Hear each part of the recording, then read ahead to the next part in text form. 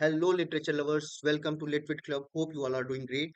Now, coming to MCQs, 50 MCQs जो कि हम इस पोएम के बारे में करेंगे, इस पोएम से करेंगे, जो कि इसके बारे में और चीजें आपको क्लियर कर देगा. Now, the very first question is, what is the central theme of 3 years she grew in sun and shower? तो इसका central theme क्या है? तो simply है nature's role in shaping human soul. यही इसका central theme है. Now, who is the speaker in the first few stanzas of the poem? पहले कुछ स्टेंजा में जो है कि नेचर personified form में वही स्पीकर है. Next question, what does nature decide to do with Lucy? Nature क्या डिसाइड करता है लूसी के साथ करने के लिए? To make her a lady of her own. ठीक है, अपने जैसी या एक ऐसी लेडी बनाना, एक बच्चे को वो पालना चाहती है जिसको वो एक वुमेन एक आइडियल वुमेन के फॉर्म में बनाना चाहती है, तो वही नेचर डिसाइड करती है. Which of the following best describes the poem's form? Poem के फॉर्म को सबसे बेस्ट कौन डिस्क्राइब कर रहा है? तो ये सोनेट नहीं है, ब्लैंक वर्स में नहीं लिखा है, राइम स्कीम है उसमें तो ब्लैंक वर्स होगा नहीं. बैलेट वाला फॉर्म अगर रहता तो उसमें 4 लाइन्स की सभी स्टेंजास रहती, क्वार्टरिन रहता, बट यहाँ पे सिस्टेट है. तो ये एक सिंपली एक लिरिक हम इसको कहेंगे, एक पर्सनल इमोशन है या एक सिंगल इमोशन जब हम एक्सप्रेस कर रहे होते हैं पोएट्री में तो उसको हम लिरिक कह देते हैं. The phrase 3 years she grew in sun and sour suggest. ठीक है, तो पोएट्री का जो टाइटल है वो भी है, वो क्या सजेस्ट करता है एक तरीके से कह लो. तो Lucy grieve in happiness and sorrow. Okay, तो sun is for happiness and shower is for sorrow. तो यहाँ पे ये बात हम देखते हैं कि सेकंड ऑप्शन सही है. नेक्स्ट क्वेश्चन है, what is nature's tone in the poem? Nature का टोन कैसा है इस पोएम में?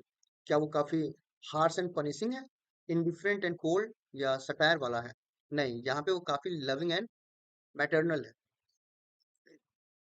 According to nature, what will Lucy be like? Lucy कैसी बनेगी? तो हार्श तो नहीं है, लोनली भी नहीं है, रिबेलियस नहीं है. She will be noble, calm and self-controlled. Next question is, how does the poem present the relationship between Lucy and nature? Nature और लूसी के बारे में रिलेशनशिप कैसे प्रेजेंट किया है दोनों को लेके?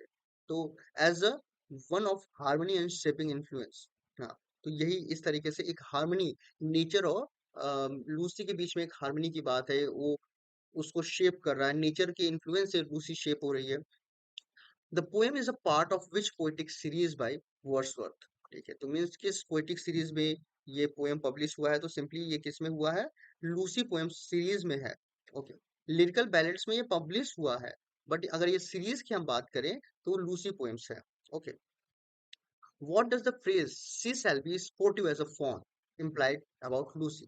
तो ये जो फ्रेज है इसमें पोएट्री की लाइन है that she shall be sportive as a fawn, means क्या है? So she shall be graceful and playful. मतलब फॉन कैसा होता है? काफी प्लेफुल, फुदकता रहता है इधर से उधर, और साथ में उसमें काफी एलिगेंस और ग्रेस भी देखने को मिलता है. वो हंटर जैसा कुछ नहीं होता, उसमें कोई फिजिकल स्ट्रांगनेस बहुत ज्यादा नहीं होता है. हाँ, तो वो काफी ग्रेसफुल और प्लेफुल होता है. विच स्टेंजा डिस्क्राइब लूसीज डेथ? किस स्टेंजा में लूसी की डेथ की बात हो रही है? तो फाइनल स्टेंजाज में हम देखते हैं कि लूसी की डेथ की बात हो रही है. Nature refers to Lucy as, nature जो है लूसी को कैसे रिफर करता है? तो a lady of her own. ये लाइन भी, फ्रेज भी आपको देखने को मिलेगा उसमें. A lady of her own मतलब उसके खुद के लिए एक लेडी, एक आइडियल वुमेन की बात कर रही है nature. What emotion does the poet express in the final lines? Final lines में पोएट जो है कौन सा इमोशन एक्सप्रेस कर रहा है? तो that is simply sorrow and loss. जब उस लूसी की डेथ हो जाती है उसके बाद उसके पास उसकी मेमोरीज ही रह जाती हैं, साथ में सॉरो है, पेन है. The lines she shall lean her ear in many a secret place emphasized. एक लाइन है कि she shall lean her ear in many a secret place emphasizes. ये क्या emphasize कर रहा है? So Lucy's communion with nature. हाँ, क्यूरियोसिटी या सस्पिशियस सस्पिशन या इनएबिलिटी की बात नहीं हो रही, सिंपली नेचर के साथ उसका जो कम्युनियन है, उसके साथ उसका जो मिलना है, उसको डिस्क्राइब कर रहा है ये line. Which literary device is dominant in the poem? कौन सा लिटरेरी डिवाइस पूरे पोएम में डोमिनेंट आपको देखने को मिलता है? तो ये क्या, आयरनी है, एलिग्री है, पर्सोनिफिकेशन है, या हाइपरबली है? तो ये है पर्सोनिफिकेशन, क्योंकि नेचर को यहाँ पे पर्सोनिफाई किया गया है as a maternal figure. What does nature promises Lucy? Nature ने लूसी को क्या प्रॉमिस किया है?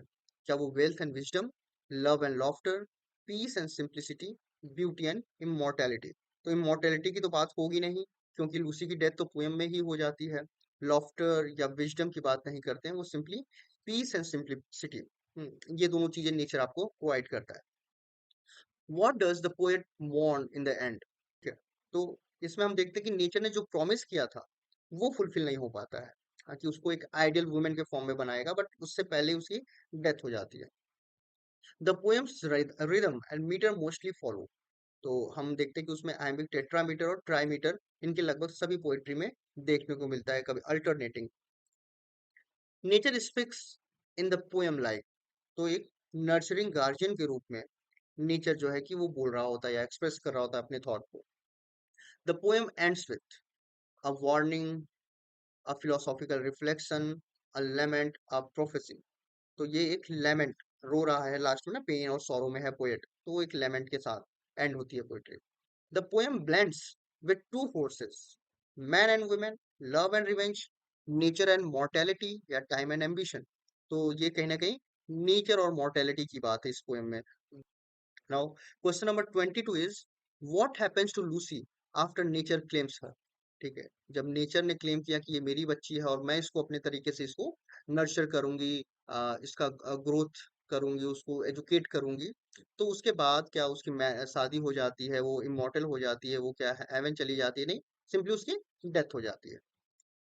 Nature says Lucy will be ruled by, तो नेचर कहता है कि लूसी कैसे चीजों को, लाइफ को आगे ले जाएगी? तो क्या वो बाई ड्यूटी, रीजन, इम्पल्सेस? नहीं, लॉ, जो नेचर के लॉज हैं उसके थ्रू वो आगे बढ़ेगी। 3 years she grew is often interpreted as, okay, तो इसको कैसे इंटरप्रीट किया जाता है? तो एक पेस्टोरल एलिजी के फॉर्म में भी हम इसको देखते हैं। एलिजी तो है ही, हाँ, तो वो एक पेस्टोरल एलिजी, क्योंकि नेचर नेचुरल सेटिंग है और पेस्टोरल पोएट्रीज में भी नेचुरल सेटिंग होती है, तो उसको हम एक तरीके से ऐसे भी एसोसिएट कर सकते हैं। हम्म, तो what happens at the close of day? Simply क्या है, shadow covers the landscape. Simply क्या होता है, शैडो ने लैंडस्केप को कवर कर लिया और वो सिंबलाइज कर रहा है लूसी के डेथ को। नेक्स्ट क्वेश्चन है, in beauty born of murmuring sound is an example of. Murmuring, murmuring जब आ जाएगा तो वो ओनोमोटोपोइया का एग्जांपल होगा। हम्म, और यहाँ पे हम दो चीज देख पा रहे हैं, ओनोमोटोपोइया तो है ही, साथ में ब्यूटी बॉर्ड, ठीक है, ब साउंड है, तो एलिट्रेशन भी देखने को हमें मिल रहा है। तो ये दोनों ऑप्शंस हो सकते हैं, दोनों ही करेक्ट।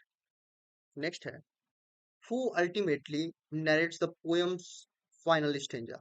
पोएम के फाइनल स्टेंजा को कौन नरेट करता है? तो पोएट नरेट कर रहा होता है after the death of Lucy. Lucy is described as being matured by nature, in what way? Maturity की बात जो नेचर करती है लूसी के लिए, वो किस सेंस में करती है? क्या वो उसको मेंटली मैच्योर करेगी, इमोशनली मैच्योर करेगी, एथिकली मैच्योर करेगी? नहीं, वो उसको कैसे मैच्योर करेगी? Spiritually and physically. What does the natural setting represent in the poem? Natural setting जो कि पोएम में है वो क्या रिप्रेजेंट कर रहा है? escape from society, chaotic wilderness, a political utopia? नहीं, a realm of spiritual development, simply spiritual development का चीजें हमको देखने को मिलती हैं इसमें। The poem shows nature as both, हाँ, पोएम में नेचर को कैसे दिखाया गया? Teacher and destroyer, parent and stranger, creator and rebel. यहाँ पे हम गिवर एंड टेकर भी कह सकते हो कि पहले तो गिव कर रहा है नेचर, उसको हर तरीके की स्पिरिचुअल और फिजिकल मेच्योरिटी देने की बात कर रहा है, साथ में हमें लूसी, पोएट से लूसी को छीन भी ले रहा है, तो गिव भी कर रहा है, टेक भी, चीजों को ले भी ले रहा है। नेक्स्ट है, what effect does Lucy's death have on nature? Nature के ऊपर लूसी के डेथ का क्या प्रभाव पड़ता है? क्वेश्चन ऐसा है। तो ये, it breaks her power, it silence her, it is not mentioned, और इट स्ट्रेंथन्स हर। तो सिंपली वो मेंशन है ही नहीं, इसमें कहीं बताते नहीं है कि नेचर कैसे फील करता है उस चीज को। The tone of the poem shift from, जो टोन है पोएम का वो कैसा शिफ्ट करता है? Joy to fear, wonder to melancholy, irony to sarcasm, anger to tram. तो ये कैसे? वंडर टू melancholy, पहले तो चीजें बहुत अच्छी हो रहती है, वंडरस रहती है, जॉय की बात नहीं है, बट लास्ट में एक melancholy हमें देखने को मिलता है। Next question, what aspect of romanticism is most visible in the poem? Romanticism का सबसे इंपॉर्टेंट एस्पेक्ट जो दिख रहा है इसमें, इस पोएम में, वो क्या है? क्या scepticism of nature, industrial themes, urban realism नहीं, नेचर स्पिरिचुअल इन्फ्लुएंस, नेचर का कैसा स्पिरिचुअल इन्फ्लुएंस रहा है लोगों पे, उसको हम देखते हैं इसमें। नेक्स्ट क्वेश्चन है, this child I to myself will take reflex, ये पहले में ही बोलते हैं, पहले कुछ स्टेंजा में। So nature intention to adopt Lucy, nature envy of Lucy, Lucy's rebellion और पोएट्स रिजेक्शन ऑफ लूसी। तो सिंपली है, नेचर का इंटेंशन कि वो लूसी को अडॉप्ट करेगी और उसको अपने तरीके से नर्चर करेगी। So next question is, what natural element is not specifically mentioned in the poem? Okay, तो क्या वो storm, grove, stream और hill, इसमें से कौन सी चीज जो है कि नहीं मेंशन किया गया, तो वो है storm। storm का कहीं भी जिक्र नहीं है इस पोएम में। The poem is also known by what alternate title? तो पोएम को किस और अल्टरनेट टाइटल से हम जानते हैं, तो हमने देखा था एजुकेशन ऑफ नेचर। हाँ, एजुकेशन ऑफ लूसी नहीं है, सिंपली ये क्या है, education of nature. Next question है, which critic called poem a vision of what might have been? इसको जॉफ्री हार्टमैन ने कहा है ये बात। Nature's nurturing ends in, nature का जो नर्चरिंग है वो कैसे एंड होता है, सेलिब्रेशन, मैरिज, सेपरेशन या साइलेंस? तो ये सिंपली सेपरेशन से, नेचर लूसी से के डेथ के बाद सेपरेट हो जाती है लूसी से। Which best describe Lucy's transformation under nature's care, सबसे बेस्ट क्या डिस्क्राइब कर रहा है लूसी के बारे में? आ, तो ये physical to mechanical, human to divine, innocent to sinful, joyful to tragic. तो ये simply human to divine, nature क्या करता है, नेचर का केयर। उस लूसी को नॉर्मल एक विमेन कह लो है, अगर पोएट्री के हिसाब से देखा जाए, तो उसको डिवाइन बनाने की कोशिश कर रहा है nature. The final lines, the memory of what has been and never more will be express, hope for rebirth नहीं, लव फुलफिल्ड नहीं, सेलिब्रेशन ऑफ यूनिटी ऐसा नहीं, इरवोकेबल लॉस, हाँ, उसकी बात कर रहा है कि वो ऐसा लॉस है जो कि कभी रिवर्स नहीं किया जा सकता है, वो अपने आप में अल्टीमेट है, उसको कोई चीज भर नहीं सकता है वैसे लॉस लॉस को। नेक्स्ट क्वेश्चन है, the poet speaks of nature with, nature के साथ क्या सस्पिशियस है वो नेचर को लेके, डिसगस्ट है, डिटैच्ड है नहीं, रेवरेंस एंड ग्रीफ उसके साथ वो एक्सप्रेस कर रहा है अपना। Which animal is used as a metaphor for Lucy's spirit, Lucy के स्पिरिट, उसके एटीट्यूड, उसके बिहेवियर को हम किस एनिमल का मेटाफर दिया गया, तो सॉन नहीं, लैम नहीं, डॉग नहीं, सिंपली फॉन था, sportive as fawn. How is nature gendered in the poem, nature को कैसे हम किस जेंडर में एक्सप्रेस किया गया है पोएम में? तो क्या वो मेल वॉरियर है, चाइल्ड लाइक है, जेंडर न्यूट्रल है नहीं, वो मैटरनल फीमेल है, जो कि एक नर्चरिंग क्वालिटी को सिंबलाइज करता है। 3 years she grew in sun and star, first appeared in, सबसे पहले कहाँ अपीयर हुआ है, तो लिरिकल बैलेट 1800 एडिशन में। एक पोएम जो कि पोएम्स इन 2 वॉल्यूम्स में पब्लिश हुआ है, I travelled among unknown man, वो आपका पोएम्स इन 2 वॉल्यूम्स में पब्लिश हुआ है। बाकी strange fits of passion, she dwelt among the untrodden ways और ये 3 years she grew in sun and star, ये तीनों अभी तक लिरिकल बैलेट्स 1800 वाले एडिशन में पब्लिश हुआ है। नेक्स्ट क्वेश्चन है, व्हाट इज पोएम्स जनर, पोएम का जनर क्या है? एपिक है नहीं, सटायर है नहीं, कॉमेडी है नहीं, एपिक है ये। The poem expresses grief mostly directly in which part, grief किस पोएट्री के किस पार्ट में सबसे ज्यादा एक्सप्रेस किया जा रहा है, तो वो फाइनल स्टेंजा में दिखाया जा रहा है।